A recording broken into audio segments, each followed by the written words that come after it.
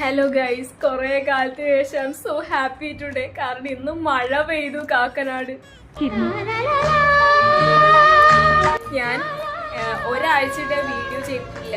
എന്റെ വീഡിയോ കാണുന്നവർക്കാണെങ്കിൽ അറിയാം. കാരണം എനിക്ക് പനി എന്നിട്ട് ഞാൻ കഴിഞ്ഞ ആഴ്ച ആകെ 2 ദിവസം ഓഫീസിൽ പോയിരുന്നു. അപ്പൊ എനിക്ക് നല്ല പനിയായിരുന്നു. അപ്പൊ ഞാൻ ഹോസ്പിറ്റലിൽ പോയി. അപ്പൊ എൻ്റെ അടുത്ത് ഡോക്ടർ പറഞ്ഞു കുറച്ച് അല്ലറ ചില്ലറ ടെസ്റ്റൊക്കെ ബ്ലഡ് ടെസ്റ്റും ഇതൊക്കെ ചെയ്യുകയാണെങ്കിൽ നമുക്ക് കറക്റ്റായിട്ട് അറിയാൻ പറ്റുമെന്ന് പറഞ്ഞു.